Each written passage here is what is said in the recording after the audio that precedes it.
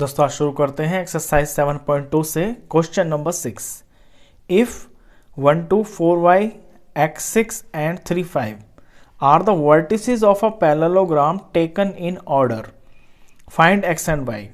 ये जो चार आपको पॉइंट्स दिए हुए हैं ये किसी पैरेललोग्राम के वर्टिसेस हैं और ये ऑर्डर में लिए गए हैं, तो आपको x और y की वैल्यू निकालनी है। तो चलिए शुरू करते हैं। देखिए, क्योंकि एक पैरेललोग्राम के वर्टिसेस हैं तो सबसे पहले तो आप एक पैरेललोग्राम बना लीजिए और उसमें कोई नाम रख लीजिए A, B, C और D। और ये जो पॉइंट्स दिए हुए हैं इनको बिल्कुल ऑर्डर में लिख लीजिए। तो A को लिख लेता हूं मैं 1 2 और दूसरा वाला मेरा B हो गया 4y और C हो गया x6 और D हो गया 3 5। ये ऑर्डर में है तो आप इसमें गलती मत करना, बिल्कुल ऑर्डर में ही लिखना। A B C D बिल्कुल ऑर्डर में लिखे हैं मैंने जैसे बुक में दिए हुए हैं। आपको निकालनी है x और y की वैल्यू। अब देखिए, पैरेललोग्राम की प्रॉपर्टी ये होती है कि पैरेललोग्राम के जो डायगोनल्स होते हैं ना वो एक दूसरे को बाइसेक्ट करते हैं। इसका अगर मैं डायगोनल बनाता हूं BD और AC, तो जहां ये इंटरसेक्ट करेंगे ना ये आपस में आधे आधे हो जाएंगे। इसको मैं अगर यहाँ 0 मान लेता हूँ, O मान लेता हूँ इसका नाम, ये तो BO और OD आपस में बराबर होंगे, AO और OC आपस में बराबर होंगे। इस प्रॉपर्टी का यूज करके और कोऑर्डिनेट ज्योमेट्री से मिड पॉइंट जो फॉर्मूला है उसको यूज करके हम अपने x और y को निकाल सकते हैं। तो चलिए शुरू करते हैं। सबसे पहले हम ये लिखेंगे इसमें, बिकॉज ये चीज लिखना जरूरी है, diagonals of parallelogram bisect each other. Bisect करते हैं तो जो O है ये आपका बाइसेक्ट पॉइंट है। अब O इसका मिड पॉइंट है, O जो है आपका BD का मिड पॉइंट है और AC का मिड पॉइंट है। तो पहले हम AC का मिड पॉइंट निकाल लेते हैं। तो मिड पॉइंट ऑफ AC, देखिए मिड पॉइंट का फॉर्मूला आपको दिया हुआ है। मिड पॉइंट का फॉर्मूला होता है x1 प्लस x2 अपॉन में 2 और y1 प्लस y2 अपॉन में 2। अब अगर A और C का हम मिड पॉइंट निकाल रहे हैं तो जो A के कोऑर्डिनेट है वो तो मेरे 1 हो जाएंगे और जो C के कोऑर्डिनेट है वो मेरे 2 हो जाएंगे। यानी कि ये हो गया x1 और ये y1 और ये हो गया x2 और ये हो गया y2। अब यहां से देख देख के हम इसके अंदर वैल्यू पुट करेंगे तो AC का मिड पॉइंट आ जाएगा। तो वैल्यू भरते हैं, x1 है 1 और x2 है 6, सॉरी x है तो 1 प्लस x अपॉन में 2। फिर y के भरते हैं, y1 2 है, y2 6 है, 2 प्लस 6 अपॉन में 2। फर्दर सॉल्व किया तो ये 1 प्लस x अपॉन में 2 आया और ये 6 और 2 8 हो गया, 8 अपॉन 2 आया। फिर सॉल्व करते हैं तो 1 प्लस x अपॉन में 2 आया और यहाँ पे ये 4 आ गया। तो ये मिड पॉइंट ऑफ AC है, यानी जो O है आपका इसके ये कोऑर्डिनेट्स हैं। अब इसी तरह से हम BD का मिड पॉइंट निकालेंगे। अब निकालते हैं mid point of BD। Formula आपको दोबारा लिखने की जरूरत नहीं है क्योंकि आपने एक बार लिखा हुआ है। अच्छा, अब BD को लिया है तो जो B है वो तो हो जाएंगे मेरे 1, यानी ये x1 हो गया और ये हो गया y1। और जो D है, D के ये जो है ये x2 हो गया और ये हो गया y2। अब यहां से देख के इसके अंदर वैल्यू पुट करेंगे अपने ये जो फॉर्मूला है इसके अंदर। तो x1 x2 को मुझे पहले लेना है, तो x1 है 4 और x2 है 3, यानी 4 प्लस 3 अपॉन में 2। अब y के लेने हैं, y1 है y और y2 है 5, तो y प्लस 5 अपॉन में 2। इन्हें सॉल्व करते हैं। ये आ गया 4 प्लस 3 7 अपॉन 2 और ये आ गया y प्लस 5 अपॉन में 2।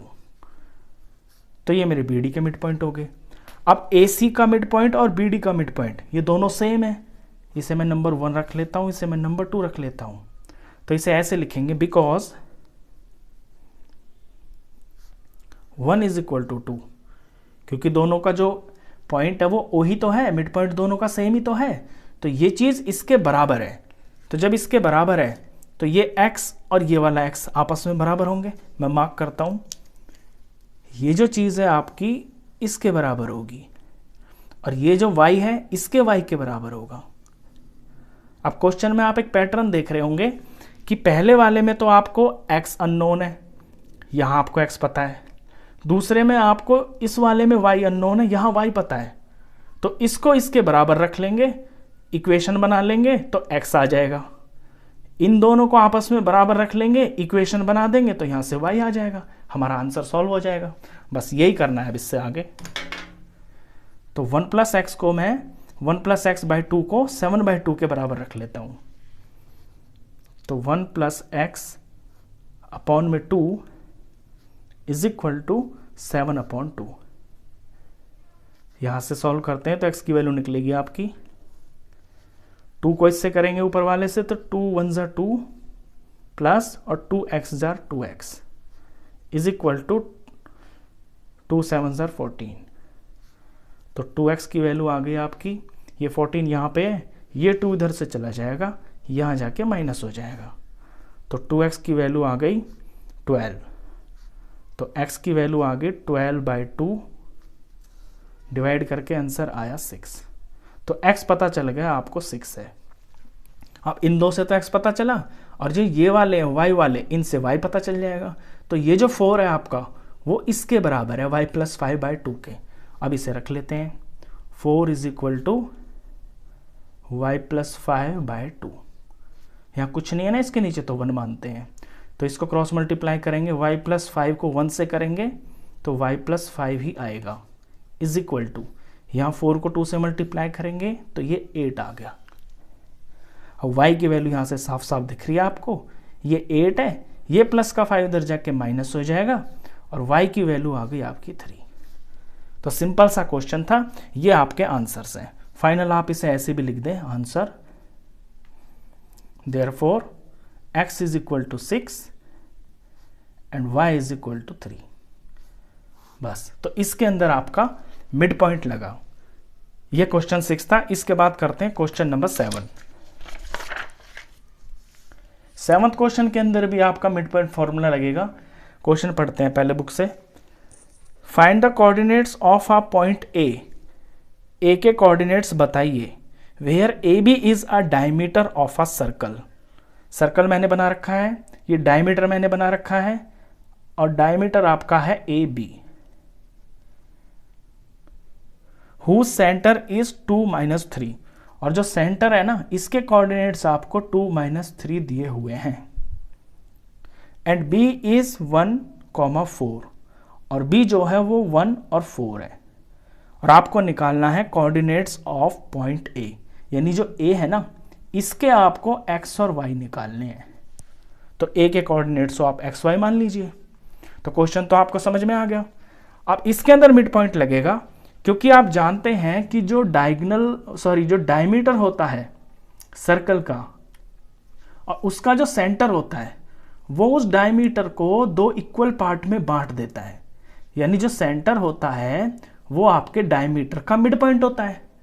तो mid point of A B का जो मिड पॉइंट है वो आपको 2 - 3 गिवन है।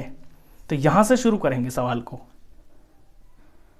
Mid point of A B is equal to 2 - 3, ये आपको क्वेश्चन में गिवन है। अच्छा, ए और बी भी आपको दे रखे हैं, ए नहीं दे रखा, बी दे रखा है। हम ए और बी का मिड पॉइंट निकालेंगे अब अपने मिड पॉइंट फॉर्मूला से।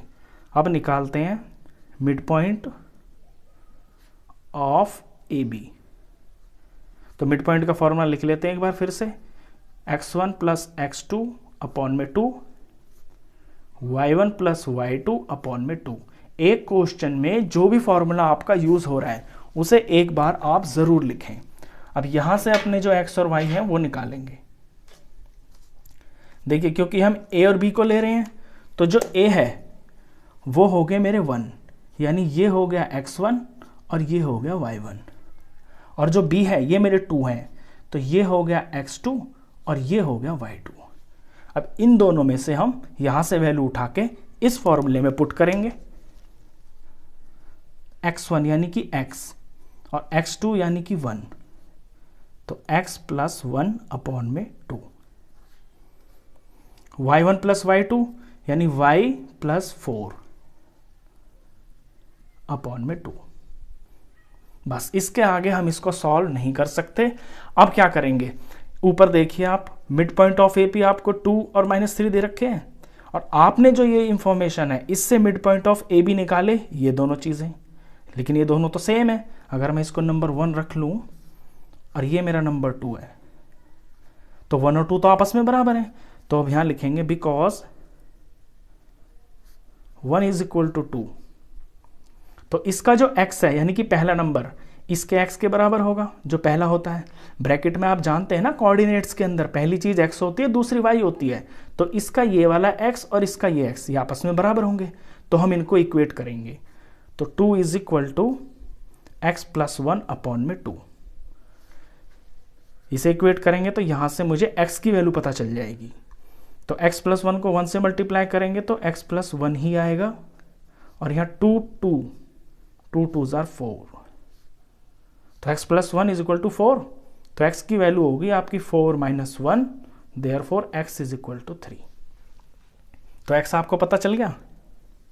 अच्छा, y पता चलेगा यहां से, इसका y और ये y ये दोनों आपस में बराबर हैं, तो -3 is equal to y plus 4 upon में 2।